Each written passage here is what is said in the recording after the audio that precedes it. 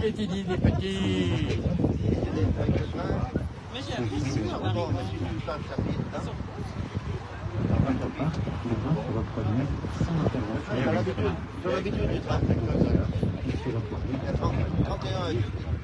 C'est beau ça, c'est beau, beau.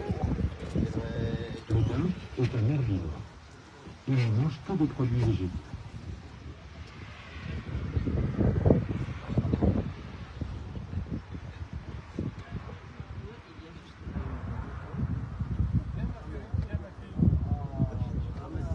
Il est descendu. Ah ouais, le daim descend, ça.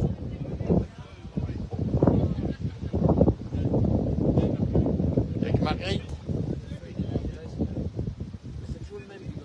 Et Marguerite, c'est une fille. Ah, ça y est.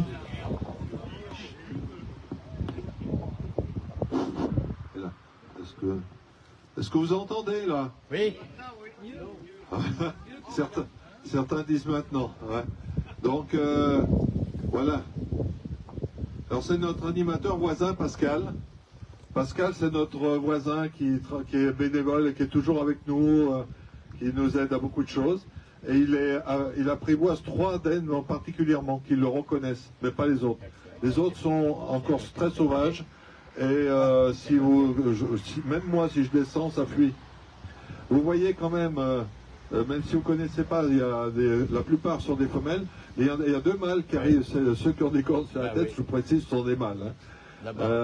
Les daims perdent leurs cornes chaque année. Ouais. Chaque année, ça tombe et ça repousse.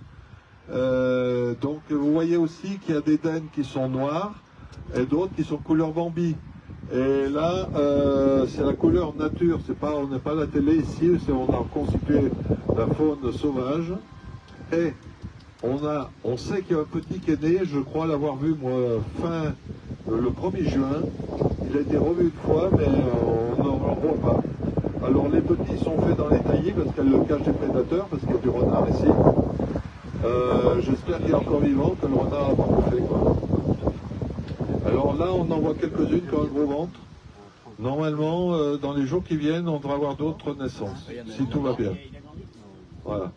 Mais le troupeau est calme, c'est notre fierté ici, c'est que ce troupeau est redevenu extrêmement calme et qui vit sa vie de sauvage bien. Voilà. Donc on va continuer, peut-être on va aller à la diversité tout de suite pour que je reste là. Mais c'est la seule. Voilà. Ah bon. Elle connaît son nom, là, Pascal. Non. Ah, on y va? Allez, Pascal nous dit top, on peut y aller. Elle reconnaît quand on l'appelle Marguerite. Non, je la reconnais parce qu'il y a la boucle d'oreille à droite. D'accord. Voilà, donc bonjour à tous, on est du côté du parc Ludo Gaïa, donc à Vézeron-Squertin. Et puis vous voyez donc l'évolution de ce parc. Donc la première année, on avait du mal à les approcher et aujourd'hui, il n'y a plus de soucis. Chaque fois que vous prenez le petit train, et ben voilà le spectacle qu'on a, c'est vraiment agréable à découvrir ces dames. Pascal, voilà. tu faisais un numéro là que j'aime pas trop. Ah, c'est bon, on peut y aller, on peut y aller. Ouais. On peut y aller. Donc ce troupeau, bon la vente elle continue, mais on a autre chose à se dire. Peut-être ce troupeau, on l'a constitué en plusieurs étapes. Tout d'abord, alors pareil, hein, donc ce parc Ludo Gaïa, vous le retrouvez donc du côté de... Et ils en ont beaucoup trop. De Vigneux, entre Vigneux et Morestel, voilà.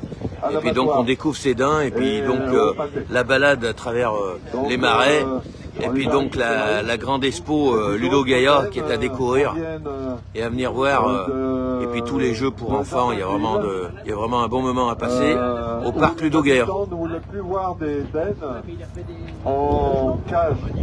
Parce que dans la vie réelle, les animaux sauvages, on les trouve dans des zoos, dans des cirques, mais aussi dans les jardins de ville.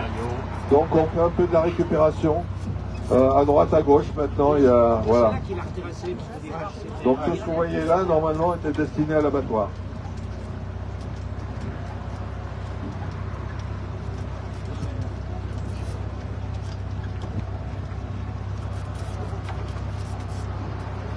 Alors ce parc, il fait 4 hectares.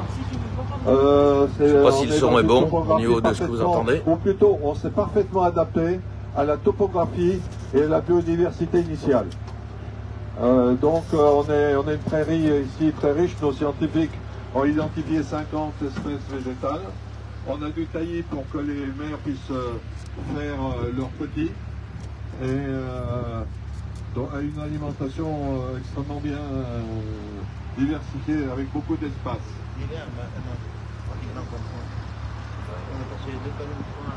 Donc le tour habituel, on va le raccourcir bien sûr. Le tour habituel, et on va sur la butte là-haut. Mais là, on raccourcit volontairement.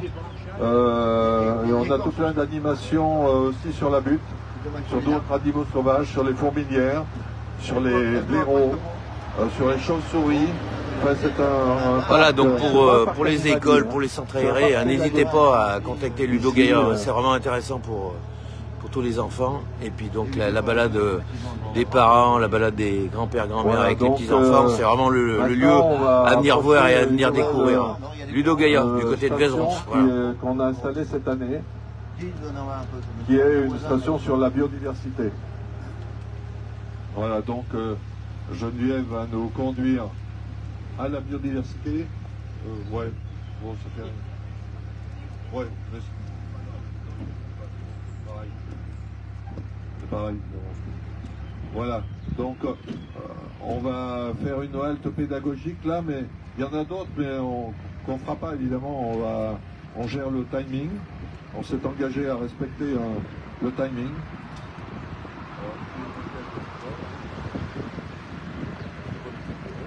Voilà, encore un peu. Voilà. Parfait. Voilà, ben je vous laisse et puis donc n'hésitez pas donc à venir découvrir ce parc Ludo Gaillard du côté de Vézerons entre Vigneux et Morestel. Merci, à plus tard, au revoir.